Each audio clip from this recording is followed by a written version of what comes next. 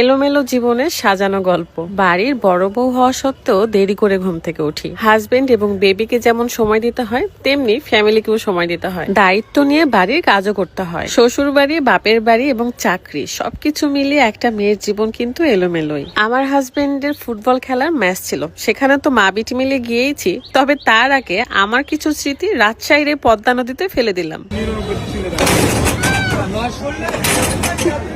24 ঘন্টায় একদিন হয় ঠিকই, কিন্তু এই একদিনে আমাদের 48 রকমের কাজ থাকে। তবে আজকে মা বিটি মিলে লুডোও খেলেছি, যেখানে আমার মায়ের ছক্কা বেশি উঠেছে। চলেন এলোমেলো জীবনের একদিনের সাজানো গল্পটা দেখে আসি। আসসালামু আলাইকুম, কেমন আছেন সবাই?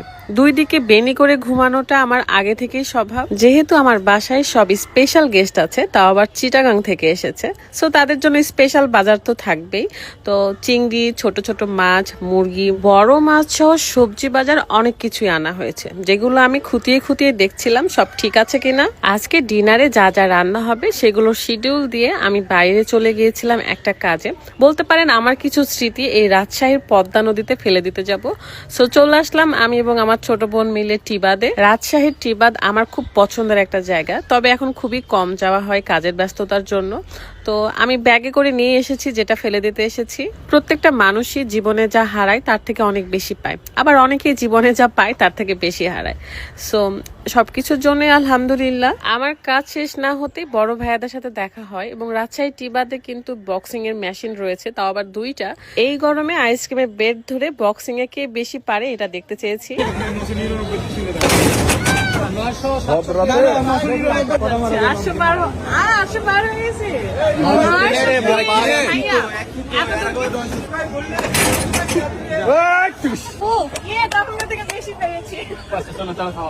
স্বাভাবিকভাবে আমি এত শক্তিবান নই যে আমার হাতের বক্সিং এ একদম অনেক পাওয়ার আসবে।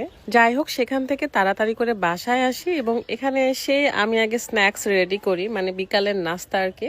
কারণ মেহমান যেহেতু বাসায় আছে, সো ফ্রিজে যা ছিল সেগুলোই ফ্রাই করতেছিলাম। ছোট ছোট চিকেন রোল ছিল, সাথে ছিল সসেস, সো সেগুলো দিয়ে বিকালের নাস্তা কমপ্লিট করে আজকে আমাদের যেহেতু ফুটবল ম্যাচ রয়েছে ছেলেদের আর কি, এক কথায় ম্যারিডদের একটা টিম এবং ব্যাচেলারদের একটা টিম। সো গতদিনও খেলা হয়েছিল, যেখানে ম্যারিড টিমটাই জিতে গিয়েছে। অ্যান্ড আজকে দেখা যাক যে কোন টিম জিতে।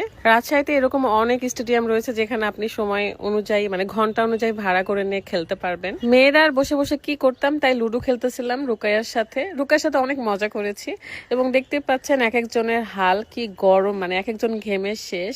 খুব ভালো খেলতেছিল সবাই। এখানে বেবিদেরও অনেক ধরনের গেমস রয়েছে, সেগুলো রুকাইয়া ট্রাই করতেছিল এবং অনেক মজা করেছে। গতদিন